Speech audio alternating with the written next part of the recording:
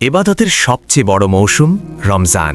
এই মাসে প্রতিটি আমলের প্রতিদান হাজার গুণ বেড়ে যায়, আর একজন মুমিনের জন্য এটি হলো সব পাপ থেকে বেঁচে নিজেকে একজন মুত্তাকি হিসেবে গড়ে তোলার সুবর্ণ সুযোগ। সারা বছর আমাদের থেকে যে ত্রুটি বিচ্যুতি হয় সেগুলোকে আল্লাহ তাআলার কাছ থেকে ক্ষমা করিয়ে নেওয়ার অন্যতম সুযোগ রমজান।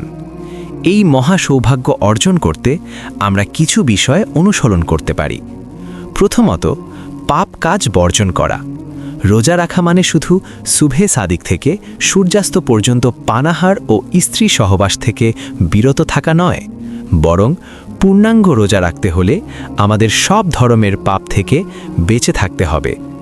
যেমন মিথ্যা বলা, অপরের দোষ চর্চা করা, ঝগড়া বিবাদ ও গালাগালি করা, দৃষ্টির হেফাজত না করা, সুদ ও ঘুষের মতো হারাম কাজ করা, এসব থেকে নিজেকে সম্পূর্ণ বিরত রাখতে হবে।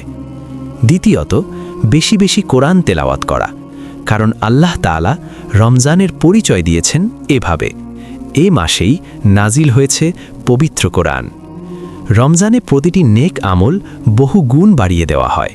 একটি নফল এবাদত ফরজের সমান সওয়াব, আর একটি ফরজ ৭০ ফরজের সমান সওয়াব বহন করে।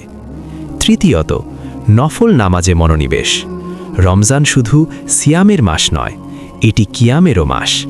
রাসূল সাল্লাল্লাহু আলাইহি ওয়াসাল্লাম বলেছেন, যে ব্যক্তি রমজানের নামাজে ঈমানের সাথে এবং সওয়াবের আশায় দাঁড়িয়ে থাকে তার পূর্বের গুনাহ ক্ষমা করে দেওয়া হয়। চতুর্থত, বেশি বেশি দোয়া করা। রমজান হলো দোয়া কবুলের মাস। বিশেষ করে ইফতারের পূর্ব মুহূর্তে করা দোয়া আল্লাহ তাআলা ফিরিয়ে দেন না। পঞ্চমত, অন্যকে ইফতার করানো।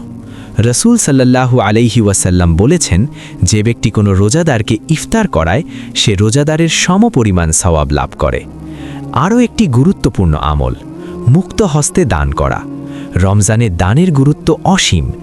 এ মাসে একটি নফল এবাদত ফরজের সমান সওয়াব, আর একটি ফরজ ৭০ ফরজের সমান সওয়াব বহন করে। সব শেষে বেশি বেশি জিকির করা। রমজানে আমরা তুলনামূলকভাবে বেশি অবসর সময় পাই। এই সময়টুকু অপচয় না করে আল্লাহের শ্রমণে ব্যয় করাই একজন সচেতন মুমিনের কাজ। আসুন এই রমজানকে শুধু একটি মাস হিসেবে নয়, বরং নিজের জীবনের পরিবর্তনের মোড় হিসেবে গ্রহণ করি। আল্লাহ তাআলা আমাদের সবাইকে রমজানের পূর্ণ বরকত অর্জনের তৌফিক দান করুন। আমিন।